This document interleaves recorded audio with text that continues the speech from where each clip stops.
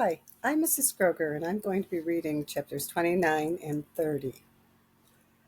Chapter 29, Guessing Games for Finding Names.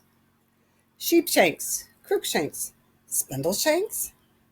I allowed Opal to rattle off any ridiculous name she wanted. The fact that my name actually began with Rump still hadn't gotten through. Either way, it would all come to nothing, but at least it kept her from crying. Gibbly Shanks, Woolly Shanks, Pepper Shanks? The door opened and the miller entered. Opal crumpled up her list of silly names and jumped away from me, but the miller took no notice of her. He went right to the gold and started to refill his sack. I think we will exceed the king's expectations, even if we do not give him all the gold. He laughed wickedly as he stuffed the sack with gold. Yes, he'll never notice the difference. Opal glared at her father. What makes you think you can keep any of it? I could tell him, you know. I am the queen. The miller smiled.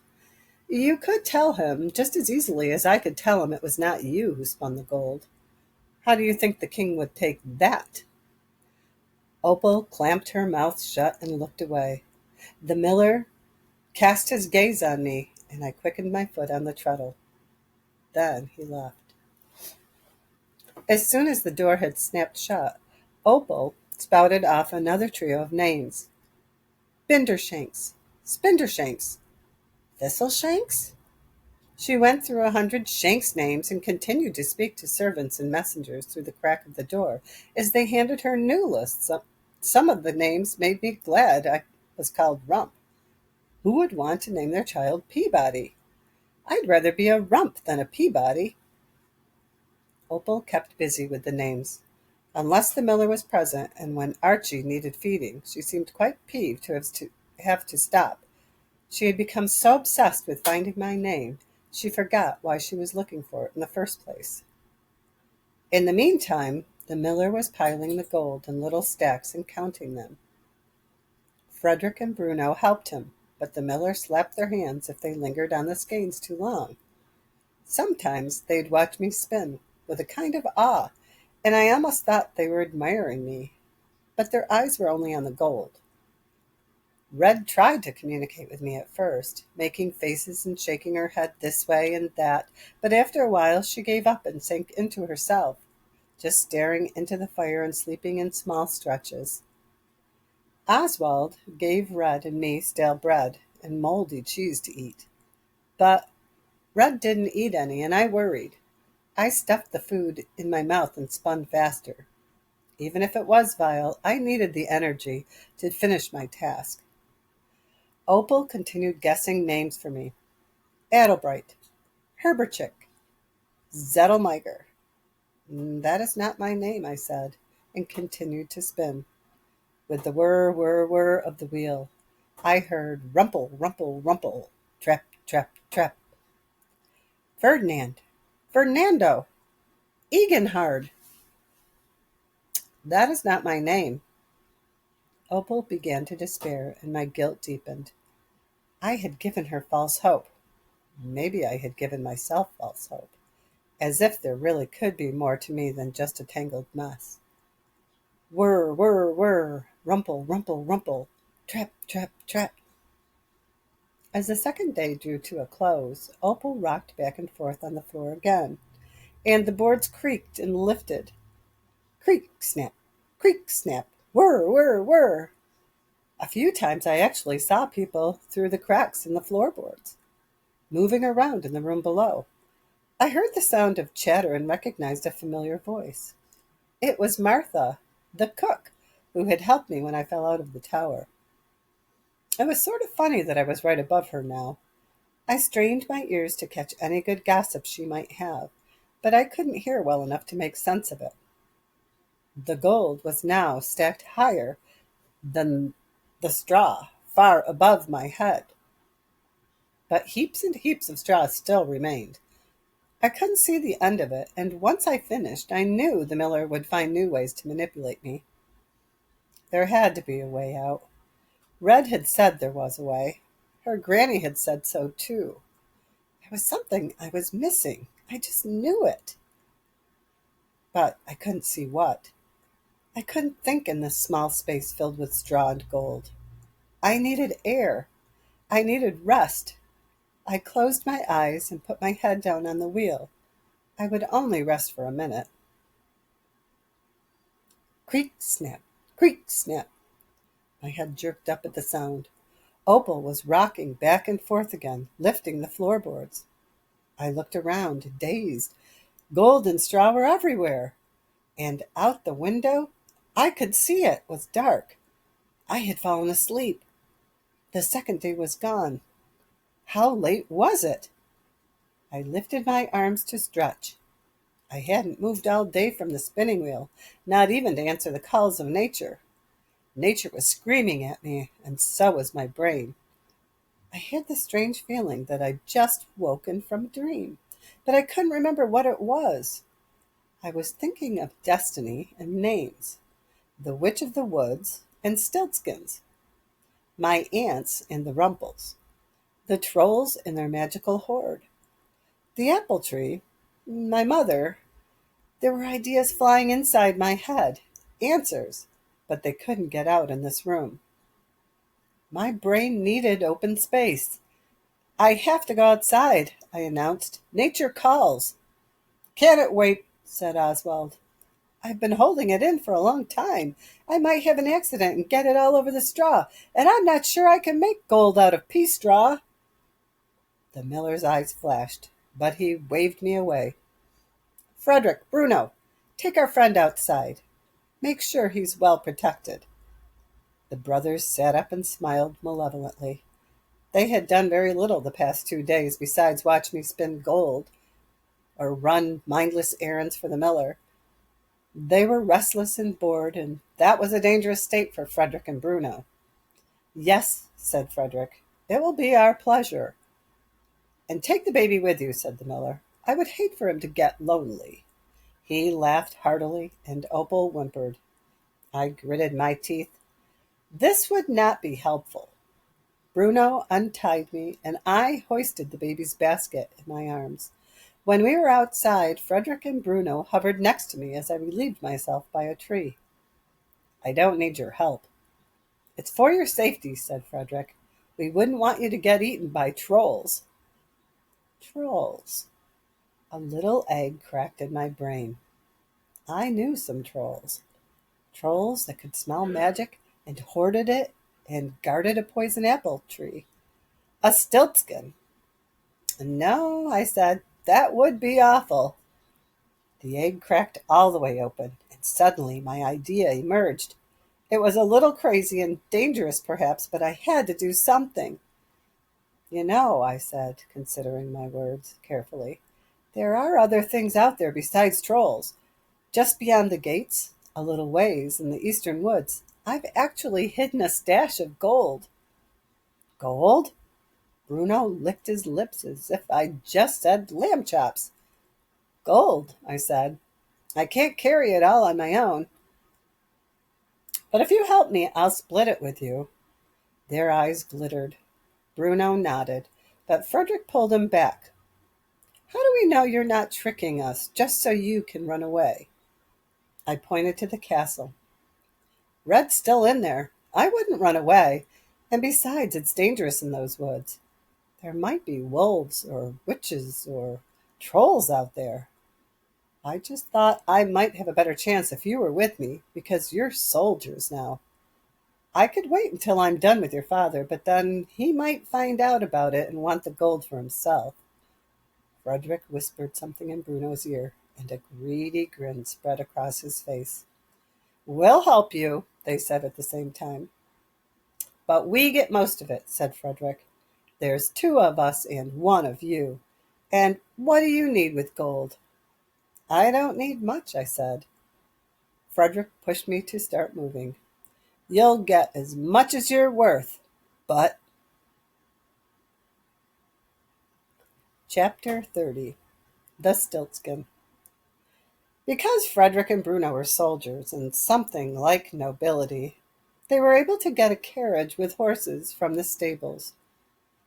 Better if we're quick, said Frederick. I'll send a message to Father and tell him you're having a hard time. Bruno snorted. Frederick found a gnome and gave him the message, and then we left. When I had nothing with me, the journey to the troll's forest had taken half a day. He was slow, but with the carriage we were there within half an hour. Bruno whipped the horses so they went faster, and we bounced along the road.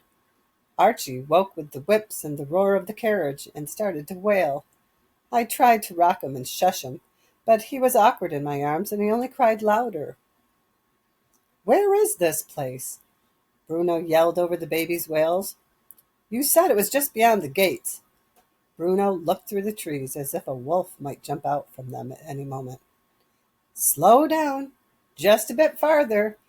We came to the bend in the road that I recognized.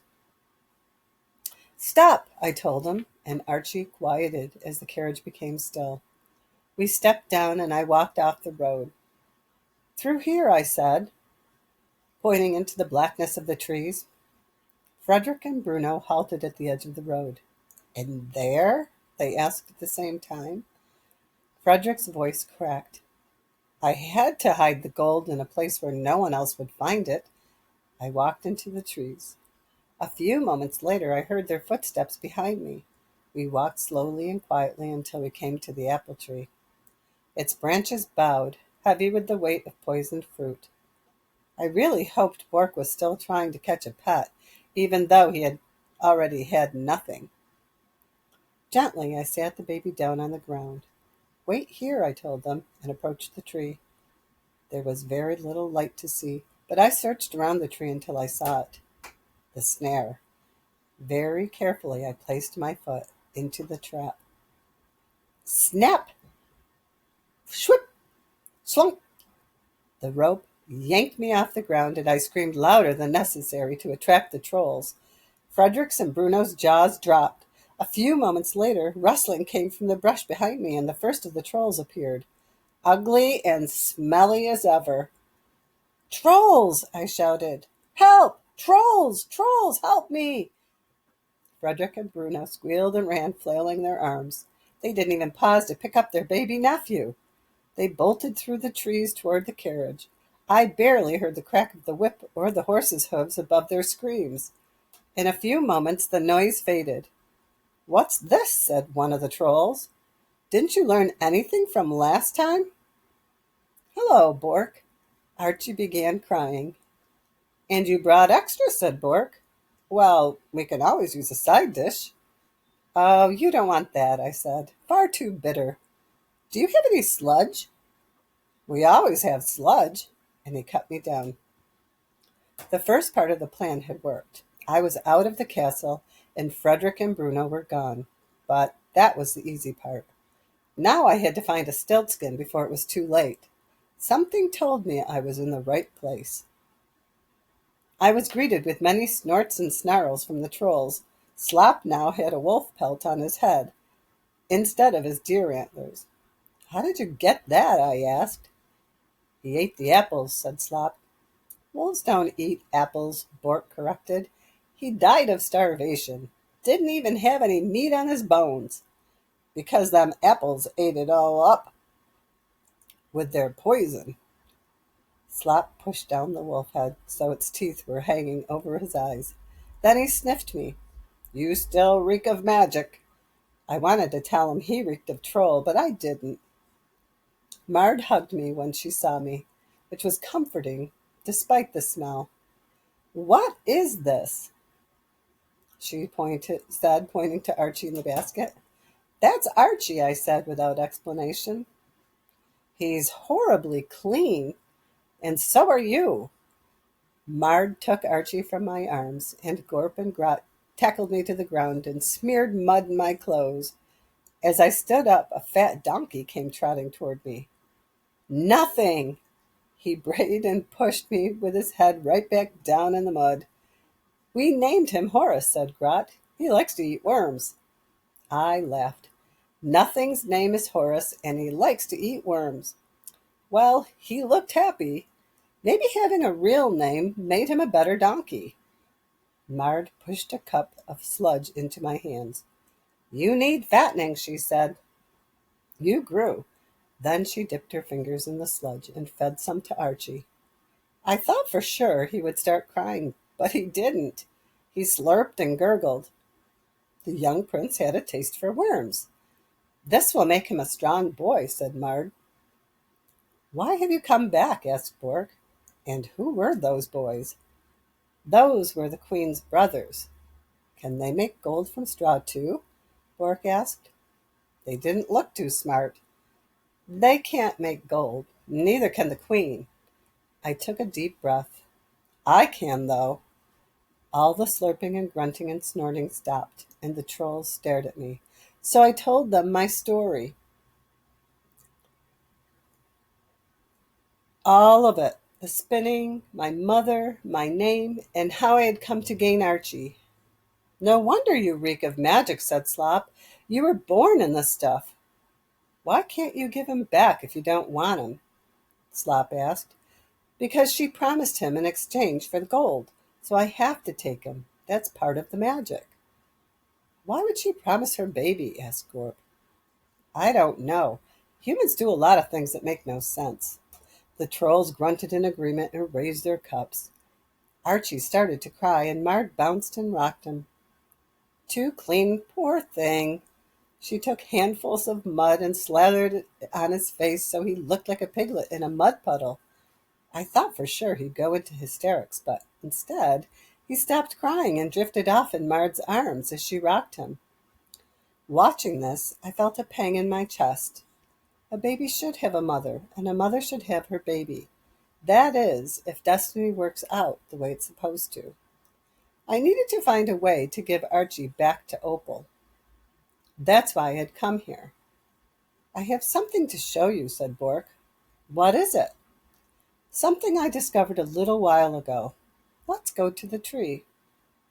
We took a torch through the trees until we came to the clearing, with the apple tree standing so still and perfect in the dark. Bork reached up and picked an apple and held it to the light of his torch. This tree grew from the seeds of a poisoned apple, you know, so I've never tried one, but a few weeks ago I saw a strange thing. A family of raccoons came out in the middle of the night and started eating those apples. I watched them, followed them to their den, and they didn't die. They didn't even seem sick. So I thought maybe those apples aren't poisonous for raccoons.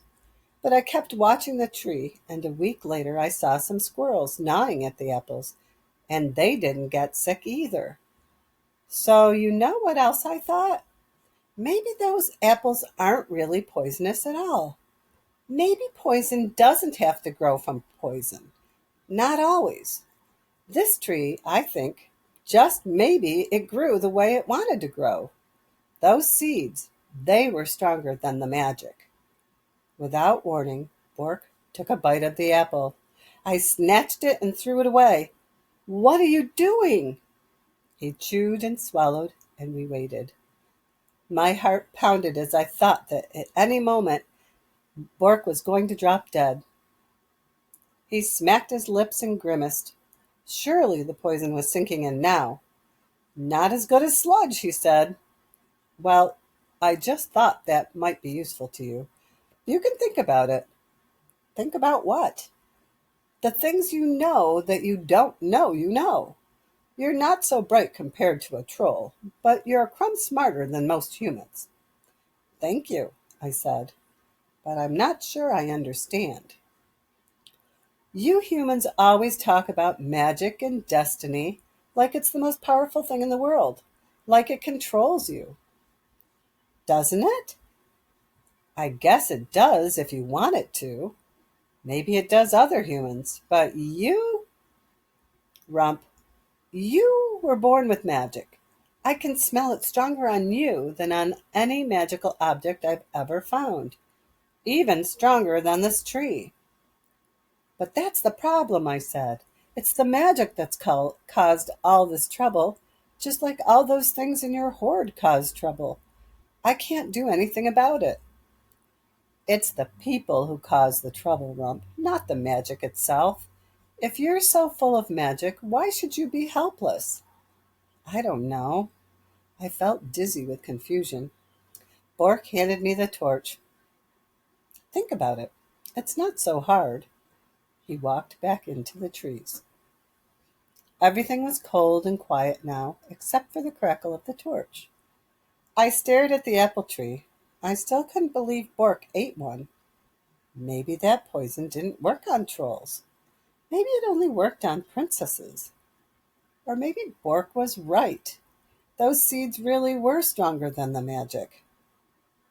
I'm not a tree. I was born with a name, and that name is my destiny. Rumple has me wrapped and trapped. It controls me. My destiny controls me. But then a new question entered my mind. What is destiny? I knew that everyone had one, just as they had a name, and they were one and the same. Just as no person chooses their own name, no person chooses their own destiny. It isn't up to them. But what if that wasn't so? If Red's granny said that I must find my destiny, doesn't that mean I have some say in where to look? Maybe destiny isn't something that just happens. Maybe destiny is something you do. Maybe destiny is like a seed and it grows. I wasn't powerless. Even with my name, even with all the snares and tangles, I could do things, like spin straw into gold and make terrible mistakes that ended up with girls being carried to their doom and promising me their firstborn child. That was all part of my destiny. My name is Rumple. My name means I am bound, but I can grow more powerful than those bindings. I am more than the name I have always known. Deep inside, I have a power that no one can take away from me, a deep magic more powerful than any magic placed upon me, a magic that I was born with, that grew inside me, deep in my bones. A stiltskin. I am Rumple. I am a stiltskin. Rumple, stiltskin. I pictured my mother holding me in her arms, dying, ready to give me a name that would overpower all the magic that had trapped her. She whispered it to me. It was a name that would make me everything I am. No one else had ever heard it but me.